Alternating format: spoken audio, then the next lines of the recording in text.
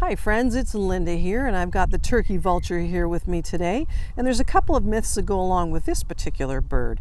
The first one is that some people think that turkey vultures are a bird of prey, and that would mean that they would have to kill first what they eat. And they actually don't do that. They prefer to eat things that are already dead. So that puts them in the scavenger family. The other myth that goes along with the turkey vulture is some people think that they're somehow related to turkeys, and they're not. They're in their own class. They're in the scavenger family. We talked about that. But because their head is red, it kind of resembles a turkey. That's probably how it got its name, the turkey vulture. There's actually a reason why he has a red head. He's actually bald.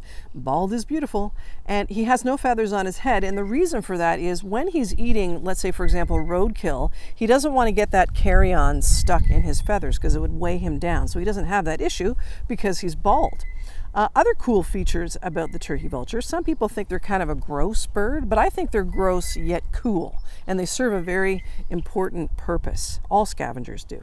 So you'll notice that in his beak, he's got a bit of a hole there. It's like a nasal cavity. And when he's, like say for example, when he's eating roadkill and he's sticking his face in there, that hole actually gets clogged with what he's eating. So he has a way to fix that. If I show you his nails or his talons, those are the perfect size to fit right inside that hole. So you can poke it out and it falls into what he's eating. So yes, that's right. He does pick his nose and eats it too.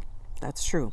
Now, the other thing is when he's eating roadkill, there are probably other things that are decomposing it. Mainly what I'm talking about are maggots. And maggots are baby flies. You might have seen them before. They kind of look like white wiggly worms. And when he's standing in that mess of stuff, those worms or those maggots will try to crawl up his legs and get into his feathers. And he doesn't like that. So he has a way to prevent that from happening. He actually pees down his legs to wash the maggots off. And he continues eating. So that's kind of a cool fact. The other thing too is that turkey vultures, if you were to get too close to them in the wild, they won't attack you, but they do have a special defense. It's called projectile vomit. Yes, that's right. They will throw up on you. Okay, let's find out a little bit more about the turkey vulture. Now, taking a closer look at that nasal cavity, that's the reason why the turkey vulture has such a great sense of smell, unlike other birds, and they can smell roadkill for miles away. They really are nature's cleanup crew, and we need them. Listen to the sound they make.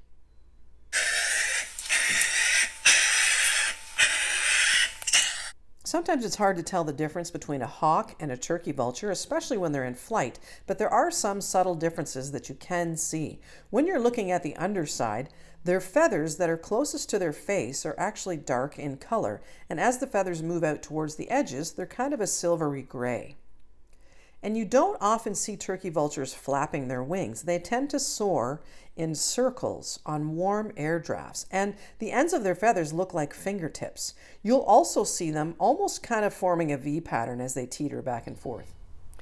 It's a beautiful day. Don't forget to get outside and enjoy nature.